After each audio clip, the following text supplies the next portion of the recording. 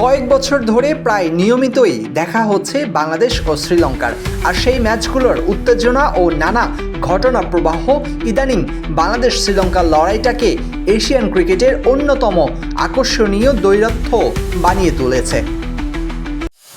গত জুলাইয়ে শ্রীলঙ্কার মাটিতে গিয়ে তাদের বিপক্ষে 3 ম্যাচের টি-20 সিরিজ 2-1 ব্যবধানে জিতে এসেছিল বাংলাদেশ। এবার এশিয়া কাপের গ্রুপ পর্বে যদিও বাংলাদেশ হেরে যায় শ্রীলঙ্কার কাছে, কি কাকতাল, তারপরও বাংলাদেশের ভাগ্য চলে গিয়েছিল লঙ্কানদের হাতে। শ্রীলঙ্কা অবশ্য নিরাশ করেনি বাংলাদেশকে। গ্রুপ পর্বে শেষ ম্যাচে আফগানিস্তানকে হারিয়ে তারা সুপার ফোরে উঠেছে বাংলাদেশকে নিয়েই। এখন পর্যন্ত শ্রীলঙ্কার বিপক্ষে 21টি টি-20 খেলেছে বাংলাদেশ, জিতেছে মাত্র 8টিতে। তবে সাম্প্রতিক হিসাবটা আবার অন্যরকম। শেষ 5 ম্যাচে 3টিতেই জিতেছে বাংলাদেশ। এবার কি লঙ্কা জ্বালাতে পারবে বাংলাদেশ? শ্রীলঙ্কার ব্যাটিং কোচ থিলিনা কাম্বান্দি অবশ্য বেশ আত্মবিশ্বাসী। তিনি বলেছেন, আমরা বাংলাদেশের সঙ্গে গত 3-4 মাসেই 4-5টা ম্যাচ খেলেছি। আমরা তাদের শক্তি ও দুর্বলতা জানি। আমি নিশ্চিত আমাদের ছেলেরা ভালো লড়াই করবে। তারা খুব ভালো দল।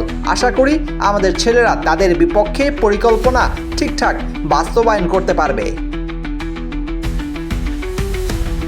এশিয়া কাপের গ্রুপ পর্বে সবগুলো ম্যাচ জিতে গ্রুপ চ্যাম্পিয়ন হয়ে সুপার ফোরে জায়গা পেয়েছে শ্রীলঙ্কা। কাল আফগানিস্তানের বিপক্ষে শেষ ম্যাচেও 170 রান তাড়া করতে নেমে 8 বল আর 6 উইকেট হাতে রেখে জয় পেয়েছে তারা। গত বছর অক্টোবরে প্রধান কোচ হিসেবে দলটির দায়িত্ব নেন সনৎ জয়সুরিয়া। দলের সাফল্য তার ভূমিকাটা কেমন?